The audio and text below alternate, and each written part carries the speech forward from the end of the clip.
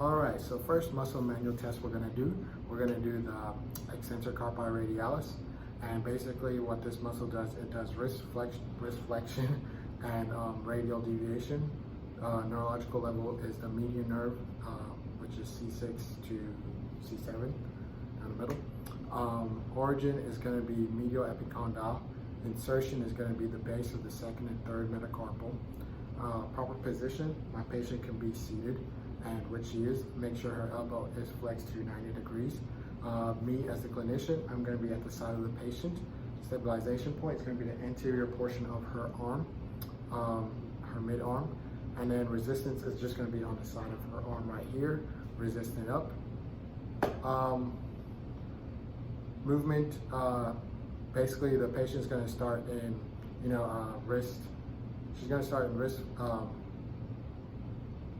extension and goes into wrist flexion. Wait, she's gonna start into wrist extension, ulnar deviation, and goes into.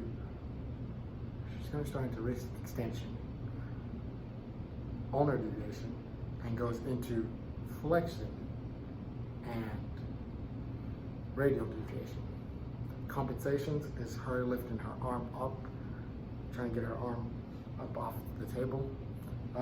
This is the uninvolved, so not injured, so we don't grade this arm. So Isis, go ahead, start, and there you go. Go ahead, my hand. Perfect. Now we apply resistance. Good. So now I'll go over on this side.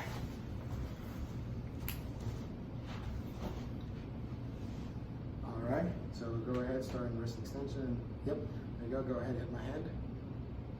And back down. And go. Oh, that's another compensation. Make sure they're not pronated. So do that correctly. So down, okay. Go ahead with my hand. There you go. Go again. Perfect. So she could do it by herself. So that's 3 out of 5. And with resistance, 5 out of 5. All right, next muscle manual test we're gonna do is called the extensor carpi radialis brevis. This muscle does wrist extension and radial deviation as well. Neurological level is going to be the radial C6 to C7, and it originates off the lateral epicondyle, and inserts on the dorsal base. Sorry, excuse the whistling, somebody's coming down the hall. And inserts on the dorsal base of the third metacarpal. Proper position, my patient's going to be seated. She's going to have her arm wrist flexed and ulnar deviated, and she's going to go into wrist extension and radial deviation. Stabilization point is going to still be the posterior portion of her mid forearm, and then resistant hand is just going to be the dorsal surface of her hand. Directions, like I stated, she's going to start in wrist flexion, ulnar deviation, and she's going to go into wrist extension and radial deviation. Her palms open. Compensation to her trying to lift her hands over the table. Her supinating, her supinating her arm. All right, go ahead. Get into position. There you go. And then hit my hand. Perfect. And then, oh yeah, with resistance, go ahead. Perfect. That's the uninjured side, so now we're going to go to the injured side. All right, get into position. Go ahead, hit my hand. All right, perfect. And with resistance, go ahead. All right, perfect. She can do that by herself, so it's a 3 out of 3. I mean 3 out of 5. And she can do it with resistance, so it's a 3 out of 5. All right, next we are going to do the extensor carpi ulnaris. Does wrist extension and ulnar deviation. It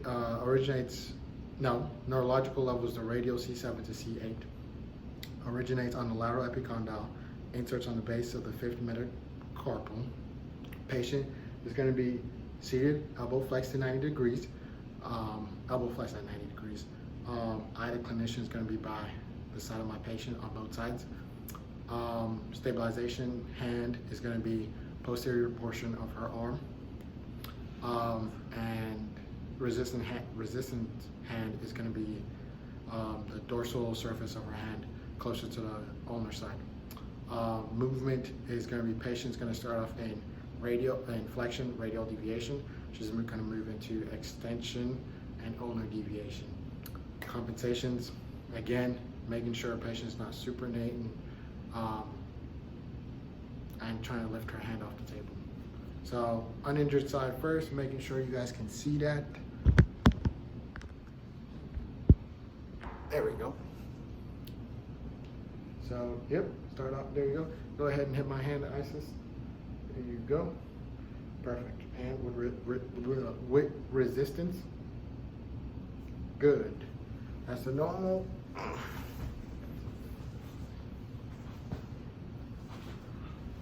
Go ahead, start into position, and hit my hand.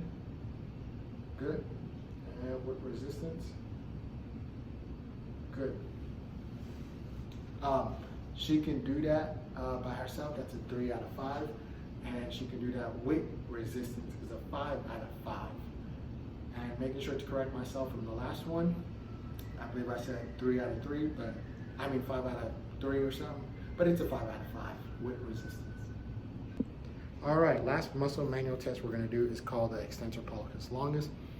And basically what this muscle does, it extends the IP joint of the thumb and does wrist abduction as well. Neurological level is going to be the radial C7 to C8 and originates off the posterior surface of the ulnar and also the interosseous membrane.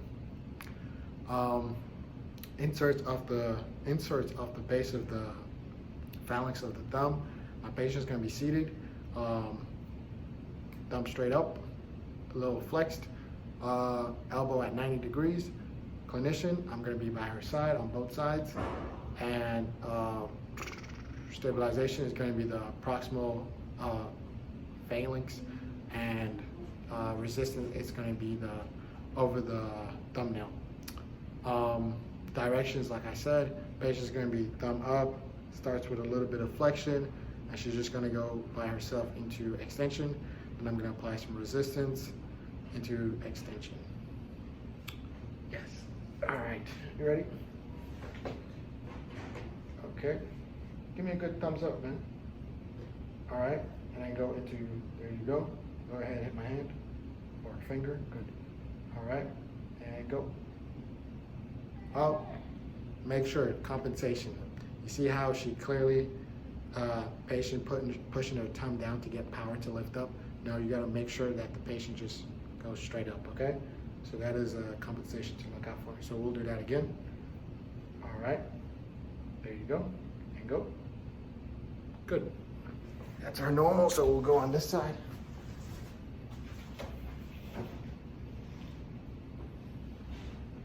Flex. In my finger. There you go. And again. Good. With resistance, without resistance, 3 out of 5. With resistance, it's going to be 5 out of 5.